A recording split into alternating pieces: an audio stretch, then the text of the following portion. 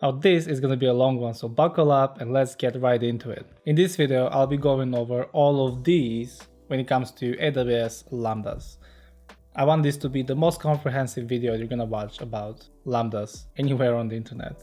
So let's jump right into it. I don't think Lambdas needs any introduction, but let's start with a background story first. Let's go back 20 years ago and see how the web worked then. If you wanted to have a website, you had to have a domain and a server that's going to serve your users. And before the cloud, what this meant was paying for a server that someone manages for you, or you can get a physical server, connect to the internet, keep it updated, manage it, and all of that stuff yourself. And because these servers were basically not really well connected, there was not a big network, depending on where you get it anyways, but scaling these servers was very difficult. Like if you get a server and you want to scale it yourself, you have to get more storage, then upgrade it, then your website is going to be down, and it's very difficult to manage a server that's up 99% of the time. Of course, there were companies that were doing this, but before the cloud, it was actually very difficult. And that's where Amazon saw an opportunity and they came up with Amazon Web Services. They realized they have a big network of servers that they use, and they can provide the same services to the world. And AWS now is one of the most profitable branches of Amazon. And what they offered at the beginning was elastic servers. And these elastic servers meant that we can scale them very easily, and they call them Elastic Cloud Compute, or EC2 for short. And what this meant was we can now pay AWS to manage our servers for us, and we just upload our code and to connect to the domain, and we can serve our users. If we want to scale it, if our website goes viral, we can do that very easily because of the elasticity of AWS. And with the growth of AWS, Amazon added a lot more services like S3, or databases like DynamoDB, or data event streaming like Kinesis. And oftentimes there would be a requirement to do something when an event occurs at any of these. For example, when a new file is uploaded to S3, or when a new entry is added to a database. And on November 13, 2014, AWS announced the AWS Lambda Functions, where we can upload our code, connect an event source like S3 or Dynamo, and AWS would execute our function against that code with the data from that event and shut down the Lambda. So in short, AWS Lambda Functions is a tool from AWS that allows us to execute our function in the server when an event comes in, and without the managing of any servers or anything that comes with managing a server. But there's so much more to it than that. Over time, AWS has added so many tools and features and small tweaks that we can do to our Lambda functions. For example, we know that our code runs on a server, but you might be wondering how much memory do we have access to when we run our code, or what type of server is it? Is it big? Is it small? And how long can our code run for? How am I actually priced for this? There's so many different questions for this, and in this video, I'm going to be answering all of those. Okay, now let's actually dive deeper into how Lambdas work. But in order to understand how Lambda function works, we need to understand what virtualization is. Virtualization is technology that you can use to create virtual representation of servers, storage, networks, and other physical machines. Virtual software mimics the functions of a physical hardware to run multiple virtual machines simultaneously on one physical server. And when AWS decided to tackle the Lambda functions problem, they also created their own virtualization tool called AWS Firecracker. And this is essentially what allows Lambda to operate in the way they do. Firecracker is a virtual machine monitor that uses the Linux kernel-based virtual machine to create and manage micro VMs. It enables us to deploy workloads in lightweight virtual machines, which provide enhanced security and isolated workloads over traditional VMs, while enabling the speed and resource efficiency of containers. So to tie all this together, Firecracker is a virtual machine monitor that AWS Lambda uses in order to create a Lambda instance with the user's configuration, deploy the code and execute it, and return a response. And there's also a lot of other tools that AWS has built around this in order to manage these micro VMs. One example is if the Lambda is not invoked for a while, the AWS Lambda API will terminate this virtual machine because it hasn't been executed for a while. And that's where cold start comes from, but more on that later. If you look at this image, this is the whole AWS Lambda API and how it's all connected together with one Lambda, for example. We have the Lambda service, and these are all the settings we have in our AWS console. And this is the execution environment. And here we have Runtime API, Extensions API, and Telemetry API. And these are the APIs used to manage our Lambda. And then we have our actual runtime and function. This is our code at this point. And then we have extensions, which I'm also going to explain a bit later. But all of this is called execution environment. And this has all of these APIs, our function, and any extensions we have. And then the Lambda service is basically the AWS console or their Lambda API that manages our Lambda functions. Cool, so now let's dive deeper in each of these so we understand how it actually works in a deeper level. Well, Lambda supports multiple languages through the use of runtimes. A runtime provides a language-specific environment that relays the invocation event, the context information, and the response between the Lambda and the function. We can use the runtimes that Lambda provides, or we can build our own. There are two ways we can set a runtime in Lambda. We can either use the container image, or we can use one of the blueprints that AWS provides. The container image would be familiar if you use Docker or EC2 instances, but basically this is an unchangeable static file that includes executable code, so it can run on an isolated process on IT infrastructure. And this allows us to create our own runtime environment and go way beyond what AWS provides. And if we go down the route of creating our own runtime, there's few responsibilities we need to do, such as initialization task or processing task, etc. And AWS provides the runtime API in order to do this. But if we choose to just use the runtime that AWS provides, creating a Lambda becomes much more easier, and we can just choose the runtime, which is basically the language of choice. For example, Node, and also AWS has their own way of deprecating the versions of these runtime environments, how many versions they keep, stuff like that. But you have the latest version usually. You have a Java, Node.js, Python, Ruby, and whatnot. And we can choose the architecture, and if we give it a name, we can basically create our function. Cool, I hope now you understand how Lambdas work. So let's talk about how we can trigger a Lambda and the different ways we can set up Lambda triggers. As we've learned, AWS introduced Lambda Functions as a way to do computation when an event occurs in one of the other services. And nowadays we can set up so many different AWS triggers because AWS services has grown as well. And there's a lot of different services we can use to trigger our Lambdas. And basically this sets up an integration between a different AWS service and our Lambda function. One very common example is having an API gateway as a trigger to a Lambda function. So basically whenever the API gateway endpoint has a request, it will just pass the data to our Lambda function. And when our Lambda function responds, we can respond that data back. And another example is having XQS queue trigger a Lambda. So whenever a new message comes into the queue, a Lambda will be triggered. It will have all the messages in a batch, and we can interact with these details and do whatever we want. And the SQS queue doesn't actually need a response. It's a bit more complicated than that, but let's just say it might need a response if it's a failure, whatever. But I'm not really gonna go deeper into each of the interactions. But just to see the potential of this, these are all the different services we can connect to our AWS Lambda function. And you can see here, these are all divided in 3 categories. But depending on which service we use, the triggers basically works in one of 2 ways. An event drives the invocation, or Lambda polls a queue or a data stream and invokes the Lambda whenever the data in that queue changes. And the event-driven invocation can be asynchronous or synchronous. And depending how we set up our Lambda and which invocation we use, scaling behavior and type of errors can vary. In synchronous invocation, the event triggering service waits for the function to process the event and return response. And many AWS services trigger the Lambdas synchronously, defining necessary response data. This ensures that the service can confirm a successful event handling. The synchronous invocations are straightforward. The function executes immediately when invoked, and the event triggering service manages the error handling, including retries as well. And users need to check the response to make sure that the event was handled properly and successfully. Now, asynchronous invocation works a little bit differently. Lambda queues the events for asynchronous invocations and gives a response back immediately. This means that we don't actually know if the event was handled properly yet. And in the meantime, Lambda will process these events independently. A separate process reads from the queue and sends the events to the Lambda to be processed. And because you don't have a response here, the Lambda needs to handle all the retries and all the error handling and pass anything along if you need to, like to an SQS queue or event bridge or whatever. Poll-based invocation integrates with stream-like or queue-based services without code or server management.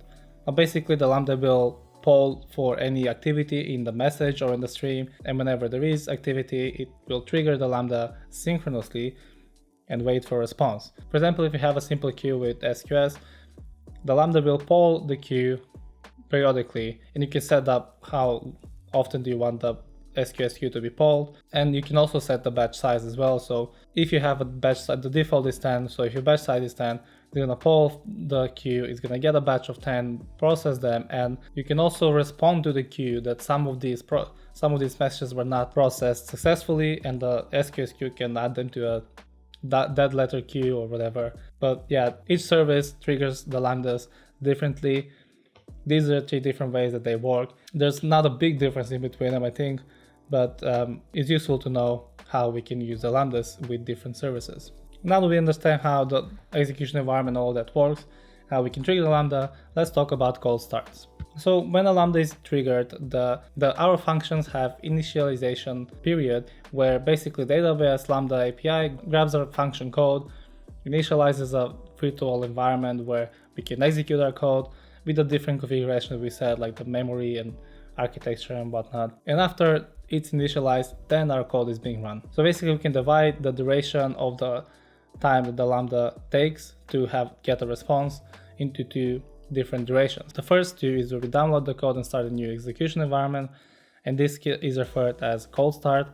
And then we have the invocation duration, which is basically executing initialization code and executing the handler code. And although we are not being charged for the time that Lambda takes to initialize our function, this does add latency to whatever is triggering the Lambda basically. And after our code is executed, Lambda actually keeps this environment for unknown time. I couldn't really find how long they keep it for, but they keep this environment in order to process any other requests in the future. And this is what it's referred to as a warm Lambda. So if we have another request that comes in and we have a Lambda that's ready to execute our code, then this will use that warm Lambda, execute our code, and we don't have the first 2 blocks here, so we don't have to wait for the code to be downloaded and the execution environment to be initialized. And these requests will be faster, obviously, because it's going to take shorter time to get a response. And cold starts obviously can impact our application and the latency, especially for latency sensitive workloads. And there are different factors that can affect a cold start, for example, the function size, the runtime, or any dependencies. Now we could have something that triggers and keeps our Lambdas warm. And in fact, there's solutions out there that uses event rule to trigger requests periodically to our Lambdas and keep them warm, but we don't have a guarantee that this is gonna work because of AWS optimization rules, and this could actually hurt our infrastructure in the long run. And basically at this point we have an EC2 instance, right? So if imagine having 100 different Lambdas and trying to keep them warm all the time, we're just paying for all that cost without actually using it. But AWS doesn't really recommend doing this. And AWS provides provisioning a Lambda, and what this basically means is if we set our provision Lambdas to 5, AWS will create 5 Lambdas and keep them warm regardless if they're used or not. And this is actually very useful when you know that you're going to have a big load or lots of requests to your Lambdas. And we can also use AWS autoscaling to schedule this provision on different time frames. If we know when we're going to have a big load on our website, we can provision more Lambda instances at that time and take the number down in different times of the day. And if our load still exceeds the number of Lambdas that we need, then we can choose to either deny creating new Lambdas, so basically all the requests are going to wait for Lambda to be available, or we can choose for AWS to create an on-demand Lambda.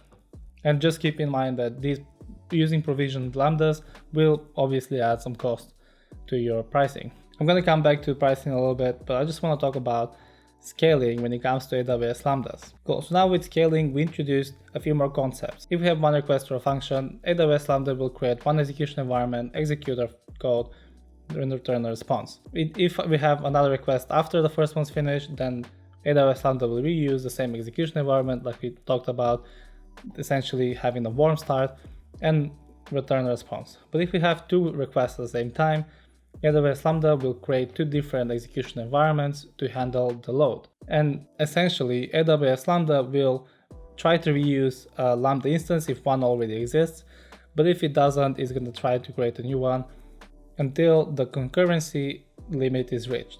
And the concurrency limits for new accounts is 1000, and it can be increased and if you need bigger concurrency in your account. And AWS has a very nice article about Lambda function scaling and how it actually works and what concurrency is. So if you look at this, we can see each of these rows are basically the number of execution environments we have at the same time. And each of the yellow numbers is the number of requests. So the first request, second, third, and you can see that these requests came at a very short, basically at the same time. And AWS Lambda created 3 different execution environments to handle these requests. Then when the fourth one came, you can see at different times, here we have different concurrent requests that Lambda is handling. At the beginning we have 3, then at this point we have 5 because we've had 2 more requests come in. Then when the first one finishes, the number goes to 4, so we don't have a concurrent, this one's finished, we don't count that one. At this point we have 6, I hope that by this point now it all makes sense. And then we have 5, and then 2, and at the very end when they're all finished we have 0. So basically concurrency is the number of execution environments running at the same time. And AWS has a formula to calculate concurrency for a function, which basically means how many concurrent lambdas we will need to handle a certain amount of requests in 1 second. So that is the average request per second times the average request duration in seconds. The concurrency actually differs from requests per second. So if you imagine that our Lambda receives 100 requests per second and the average time for the duration of our Lambda is 1 second, this means that we have a concurrency of 100. Basically in 1 second, if we want to handle 100 requests, we need 100 Lambdas. But if our duration is 50 milliseconds, then our concurrency drops to 50. And this means that now if we want to handle 100 requests in 1 second, we only need 50 Lambdas. If we want to handle 2 requests, we need 1 Lambda only, because each of them are going to last 50 milliseconds, and AWS Lambda doesn't need to create a new execution environment basically. I hope that makes sense, and that's how concurrency works in AWS Lambda, and how the scaling part works depending on our requests and our load. And now let's talk about pricing. AWS pricing can be confusing at times, but the Lambda pricing, the base of it actually is very straightforward. Basically what Lambda pricing is the price per number of requests plus the duration of the execution times the price for that particular configuration. Now let me explain. Basically we pay for the amount of requests and the duration of the time, but the price for duration of the time will differ depending on our configuration.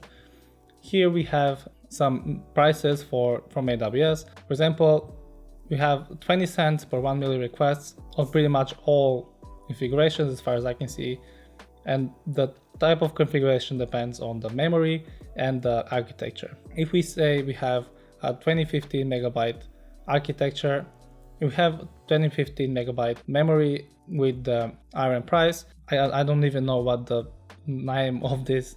It's very small, smaller than cents. If we get the number of milliseconds that our lambdas have run in a month, we can multiply that by this number and we get our cost. Now AWS Lambda counts the time to the nearest millisecond, but only the time that it takes for our code to execute. It doesn't take into account the cold starts and setting up the execution environment. And the duration amount here is a bit nuanced.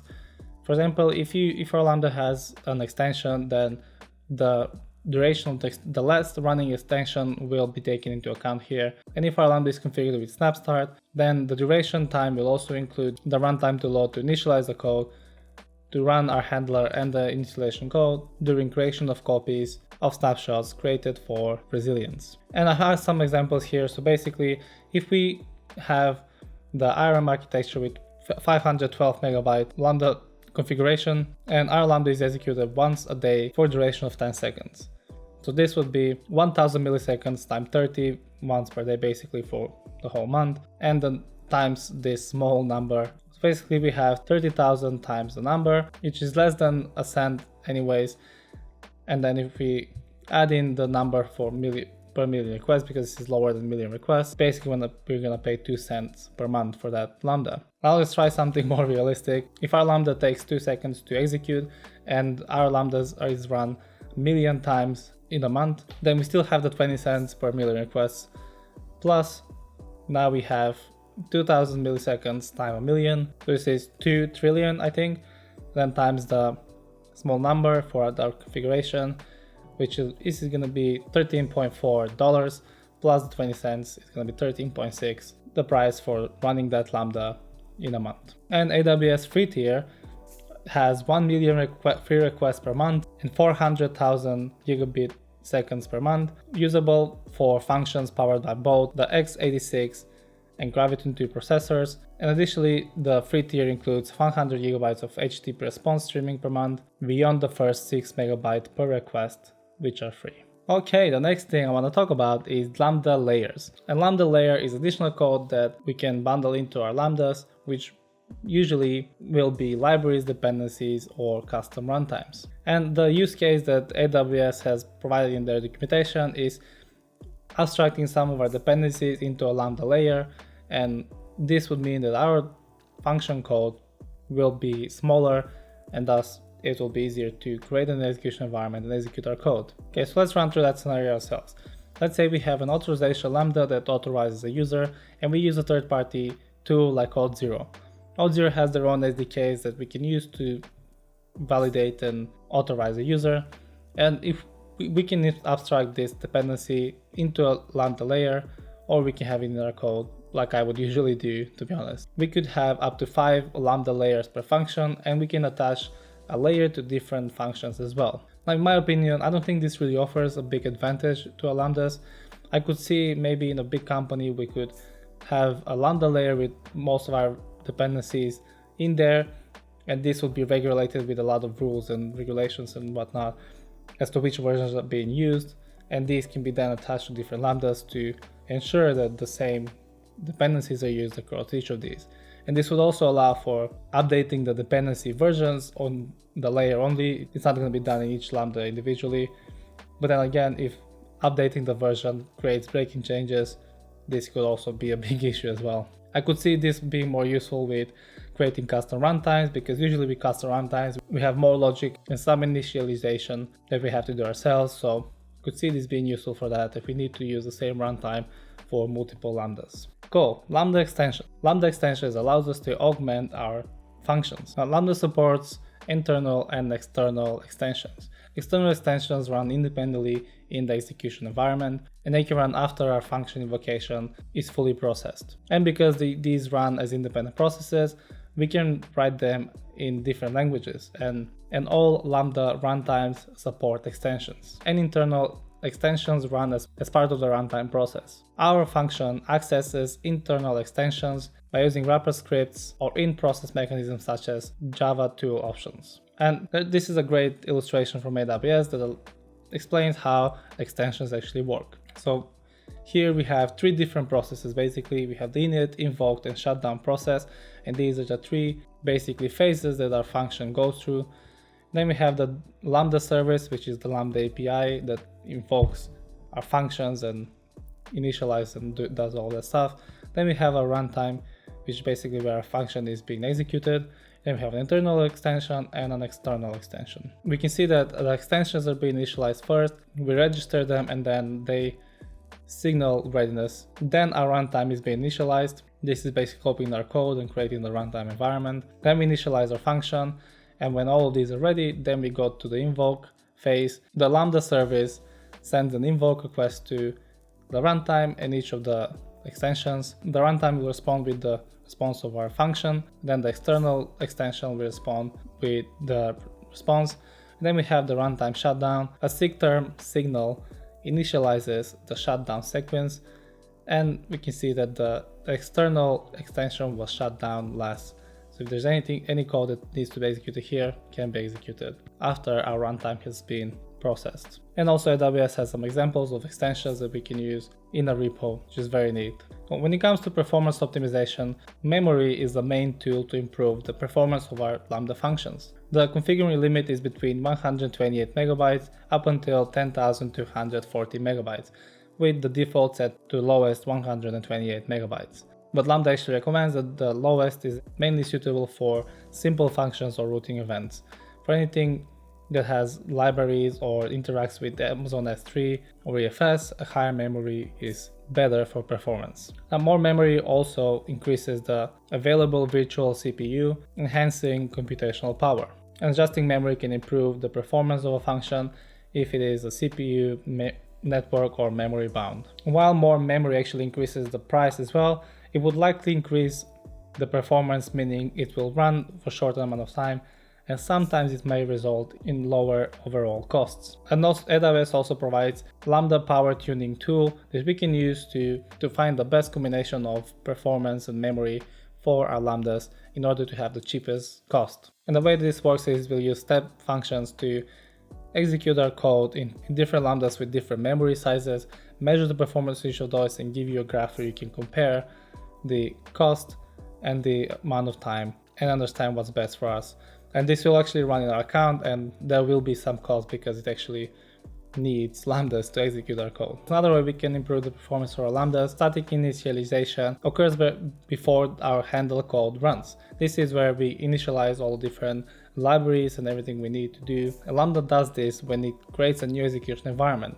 So if we have a warm Lambda, this will already be set up and we don't need to initialize all of these new things every time we run our code, but this would increase the initialization duration, basically meaning if a new execution environment needs to be created, it will be slower. Okay, we're nearly at the end. Nearly. There's a few more things I want to talk about. Roles is a big part in AWS. Basically, anything you want to do, any service you want to connect together, there needs to be a policy that allows for one service to talk with the other or different accounts to use different services. And the roles informations for Lambdas are pretty standard. We need to allow, for example, API gateway to trigger our Lambda to start an invocation. And then if our Lambda interacts with different AWS services like S3, then we need to allow our Lambda to do stuff in the S3 for that S3 bucket. And besides the AWS global infrastructure, AWS Lambda provides a few more things to support data resiliency and backups. I've already talked about scaling, high availability, and reserve concurrency, but we also have versioning when it comes to our code that's being deployed to Lambda.